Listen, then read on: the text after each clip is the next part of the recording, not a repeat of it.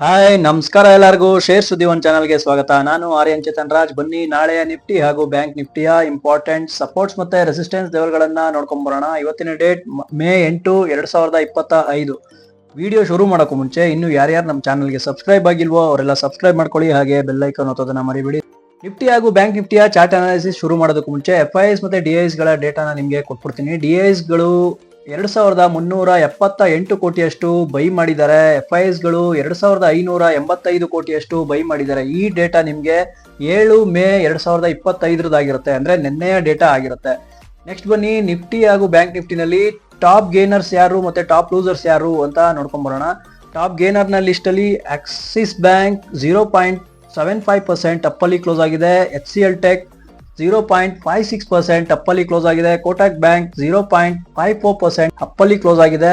Titan 0.18% ಅಪ್ಪಲ್ಲಿ close ಆಗಿದೆ. Tata motors 0.01% ಅಪ್ಪಲ್ಲಿ close ಆಗಿದೆ. Next ಬನ್ನಿ ನಿಫ್ಟಿಯಲ್ಲಿ ಟಾಪ್ ಲೂಸರ್ಸ್ ಯಾರು ಅಂತ ನೋಡೋದಾದ್ರೆ ಶ್ರೀರಾಮ್ ಫಿನಾನ್ಸ್ 4.48% ಡೌನ್ ಅಲ್ಲಿ ಕ್ಲೋಸ್ ಆಗಿದೆ. ಇಟರ್ನಲ್ 4.18% ಡೌನ್ ಅಲ್ಲಿ ಕ್ಲೋಸ್ ಆಗಿದೆ. M&M 3.55% ಡೌನ್ ಅಲ್ಲಿ ಕ್ಲೋಸ್ ಆಗಿದೆ. ಅದಾನಿ ENT 3.53% ಡೌನ್ ಅಲ್ಲಿ ಕ್ಲೋಸ್ ಆಗಿದೆ. ಹಿಂಡಾಲ್ಕೋ 3.19% ಡೌನ್ ಅಲ್ಲಿ ಕ್ಲೋಸ್ ಆಗಿದೆ. ನೆಕ್ಸ್ಟ್ ಬನ್ನಿ ನಿಫ್ಟಿ ಹಾಗೂ ಬ್ಯಾಂಕ್ ನಿಫ್ಟಿಯ ಚಾರ್ಟ್ ಅನಾಲಿಸಿಸ್ ನೋಡೋದಾದ್ರೆ ಅದಕ್ಕೂ ಮುಂಚೆ ನಿನ್ನೆ ನಾವು ಮಾಡಿದಂತಹ ಚಾರ್ಟ್ ಅನಾಲಿಸಿಸ್ ಪರ್ಫೆಕ್ಟ್ ಆಗಿ ಇತ್ತಾ ಇಲ್ವಾ ಅಂತ ನೋಡೋದಾದ್ರೆ ನಮ್ಗೆ ಕ್ಲೋಸಿಂಗ್ ಕೊಟ್ಟಿತ್ತು ಈ ರೇಂಜ್ ನಲ್ಲಿ. ನಾನು ತಿಳಿಸ್ಕೊಟ್ಟಿದ್ದೆ 24,279 ದಾಟಿದ ನಂತರ ನಾವು ಟ್ರೇಡ್ ಗೆ ಪ್ಲಾನ್ ಮಾಡ್ಕೋಬೇಕು. In case market gap down ಅಲ್ಲಿ ಓಪನ್ ಆಗ್ತಾ ಇದೆ ಅಂತಂದ್ರೆ, in case market gap up ಅಲ್ಲಿ ಓಪನ್ ಆಗ್ತಾ ಇದೆ ಅಂತಂದ್ರೆ ನಮ್ಮ ರೆಸಿಸ್ಟೆನ್ಸ್ ಲೆವೆಲ್ 24,400 ಆರ್ 450 ಆಗಿತ್ತು. ನೋಡಿ ಈ ಲೆವೆಲ್ ಗಳನ್ನ ದಾಟಿಲ್ಲ ಅಂತಂದ್ರೆ ಬೈಯಿಂಗ್ ಆಪರ್ಚುನಿಟೀಸ್ ನ ಹುಡ್ಕೋದಕ್ಕೆ ಹೋಗ್ಬೇಡಿ ಅಂತ ಹೇಳಿದೆ. ನೋಡಿ ಮಾರ್ಕೆಟ್ ನಿನ್ನೆ ನಾವು ಇದನ್ನ ಪ್ರೆಡಿಕ್ಷನ್ ಮಾಡಿದ್ವಿ, ಸೈಡ್ ವೇಸ್ ನಲ್ಲಿ ಹೋಗಬಹುದು, ಸೈಡ್ ವೇಸ್ ನಲ್ಲೇ ಹೋಯ್ತು ಅಂತಂದ್ರೆ ಯಾರು ಬೈಯಿಂಗ್ ಆಪರ್ಚುನಿಟೀಸ್ ನ ಹುಡುಕ್ಬೇಡಿ ಅಂತ ತಿಳಿಸಿದ್ವಿ. ಸೊ ಇದ್ರ ಬಗ್ಗೆ ನಾವು ಡಿಸ್ಕಷನ್ ಮಾಡಿದ್ವಿ. ಸೊ ನಾವು ಪ್ರೆಡಿಕ್ಷನ್ ಮಾಡಿದಂತೆ ಮಾರ್ಕೆಟ್ ರಿಯಾಕ್ಟ್ ಮಾಡಿದೆ ಇವತ್ತು. ನೆಕ್ಸ್ಟ್ ಬನ್ನಿ ಬ್ಯಾಂಕ್ ನಿಫ್ಟಿಯ ಚಾರ್ಟ್ ಅನಾಲಿಸಿಸ್ ಪರ್ಫೆಕ್ಟ್ ಆಗಿ ಇತ್ತಾ ಇಲ್ವಾ ಅಂತ ನೋಡ್ಕೊಂಡ್ ಬರೋಣ. ಬ್ಯಾಂಕ್ ನಿಫ್ಟಿಯ ಚಾರ್ಟ್ ಅನಾಲಿಸಿಸ್ ಕೂಡ ನಾವು ನಿಫ್ಟಿನಲ್ಲಿ ಹೇಗೆ ನಾವು ಪ್ಲಾನ್ ಮಾಡಿದ್ವಲ್ಲ ಅದೇ ರೀತಿ ನೋಡಿ. ನಮ್ಗೆ ಕ್ಲೋಸಿಂಗ್ ಕೊಟ್ಟಿದ್ದು ಈ ರೇಂಜ್ ನಲ್ಲಿ. ನಾವು ನಿನ್ನೆನೆ ಡಿಸೈಡ್ ಮಾಡಿದ್ವಿ ಸಪೋರ್ಟ್ ಮತ್ತೆ ರೆಸಿಸ್ಟೆನ್ಸ್ ಲೆವೆಲ್ ಗಳು ಯಾವ್ದು ಅಂತ. ನೋಡಿ ಈ ಲೆವೆಲ್ ಗಳನ್ನ ದಾಟಿದ ನಂತರ ನಾವು ಟಾರ್ಗೆಟ್ ಗಳನ್ನ ಫಿಕ್ಸ್ ಮಾಡ್ಕೋಬಹುದು.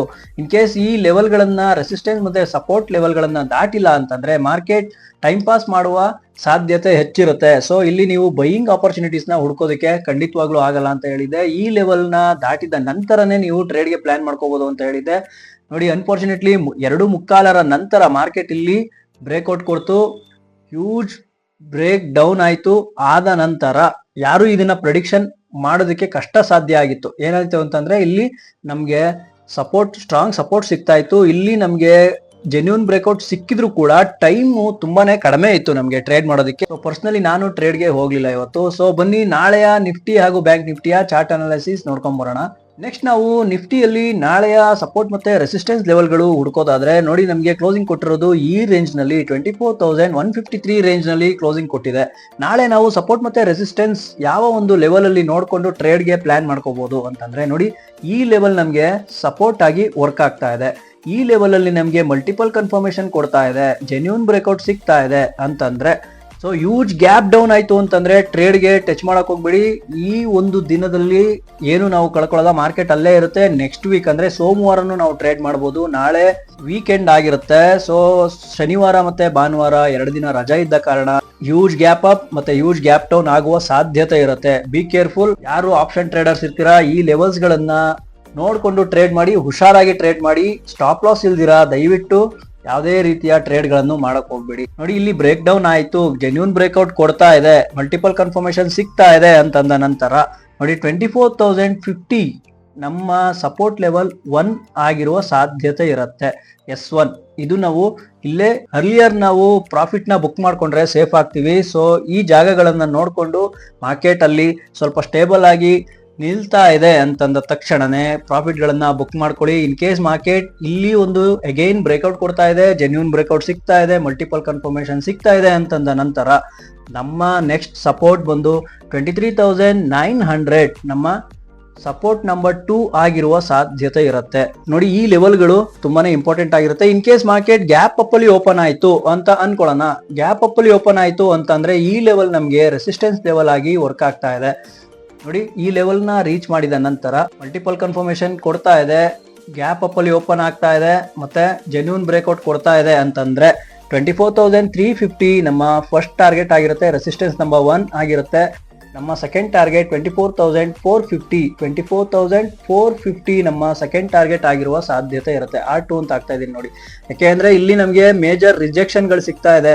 ಈ ಲೆವೆಲ್ಗಳಲ್ಲಿ ಮತ್ತೆ ವಾಪಸ್ ಬರುವ ಸಾಧ್ಯತೆ ಇರುತ್ತೆ. ಗ್ಯಾಪ್ ಅಪ್ ಅಲ್ಲಿ ಓಪನ್ ಆದ್ರೂ ಕೂಡ ಅರ್ಲಿಯರ್ ಪ್ರಾಫಿಟ್ ಗಳನ್ನ ಬುಕ್ ಮಾಡ್ಕೊಳ್ಳಿ. ಸೊ ಜಾಸ್ತಿ ಹೊತ್ತು ವೆಯ್ಟ್ ಮಾಡಕ್ ಹೋಗ್ಬೇಡಿ, ಯಾಕಂದ್ರೆ ವಾರ್ ಸಿಚುವೇಶನ್ ಇರೋದ್ರಿಂದ ನಮ್ಮ ಕೈಲಿ ಸಪೋರ್ಟ್ ಮತ್ತೆ ರೆಸಿಸ್ಟೆನ್ಸ್ ಗಳನ್ನ ಪ್ರೆಡಿಕ್ಟ್ ಮಾಡಿದ್ರು ಕೂಡ ಸ್ವಲ್ಪ ರಾಂಗ್ ಆಗುವ ಸಾಧ್ಯತೆ ಬಹಳ ಹೆಚ್ಚಿರುತ್ತೆ. ಸೊ ಆ ಕಾರಣದಿಂದ ಬಿ ಕೇರ್ಫುಲ್, ಸ್ಟಾಪ್ ಲಾಸ್ ಇಲ್ದಿರಾ ಯಾವುದೇ ಕಾರಣಕ್ಕೂ ಟ್ರೇಡ್ ಗಳನ್ನ ಮಾಡಕ್ ಹೋಗ್ಬೇಡಿ. ನೆಕ್ಸ್ಟ್ ಬನ್ನಿ ಬ್ಯಾಂಕ್ ನಿಫ್ಟಿಯ ಚಾರ್ಟ್ ಅನಾಲಿಸಿಸ್ ನೋಡ್ಕೊಂಡ್ ಬರೋಣ. ನೆಕ್ಸ್ಟ್ ನಾವು ಬ್ಯಾಂಕ್ ನಿಫ್ಟಿಯ ಚಾರ್ಟ್ ಅನಾಲಿಸಿಸ್ ನೋಡೋದಾದ್ರೆ 15 ಮಿನಿಟ್ಸ್ ನ ಟೈಮ್ ಫ್ರೇಮ್ ನಲ್ಲಿ ನಮಗೆ ಕ್ಲೋಸಿಂಗ್ ಕೊಟ್ಟಿರೋದು ಈ ರೇಂಜ್ ನಲ್ಲಿ 54,141 ರೇಂಜ್ ಅಲ್ಲಿ ಕ್ಲೋಸಿಂಗ್ ಕೊಟ್ಟಿದೆ.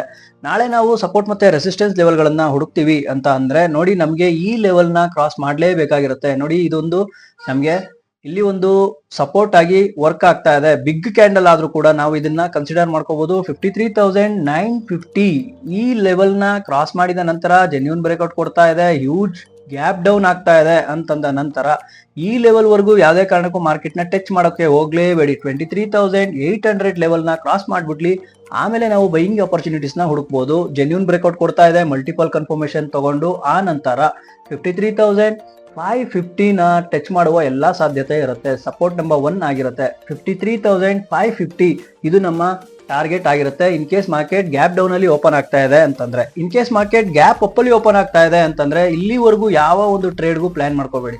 ನೋಡಿ ಇಲ್ಲಿ ಒಂದು ಜೆನ್ಯೂನ್ ಬ್ರೇಕ್ಔಟ್ ಸಿಗ್ತಾ ಇದೆ ಅಂತಂದ್ರೂ ಕೂಡ ಇಲ್ಲಿವರೆಗೂ ಬರ್ಲಿ, ಮಾರ್ಕೆಟ್ ಬಂದ ನಂತರ ನಾವು ಮಾರ್ಕೆಟ್ ಮೇಲೆ ಹೋಗುವ ಸಾಧ್ಯತೆ ಇರುತ್ತೆ ಅಂತ ನಾವು ಪ್ರಿಡಿಕ್ಷನ್ ಮಾಡಬಹುದು. ಯಾಕೆಂದ್ರೆ ಇಲ್ಲಿ ನಮ್ಗೆ ಸ್ಮಾಲ್ ರಿಜೆಕ್ಷನ್ ಕಾಣಿಸ್ತಾ ಇದೆ, ಇಲ್ಲಿ ಅರ್ಲಿಯರ್ ರಿಜೆಕ್ಷನ್ ಗಳು ಇರೋದ್ರಿಂದ ಈ ಲೆವೆಲ್ ಗಳು ನಮ್ಗೆ ಡೇಂಜರಸ್ ಝೋನ್ ಆಗಿರುತ್ತೆ.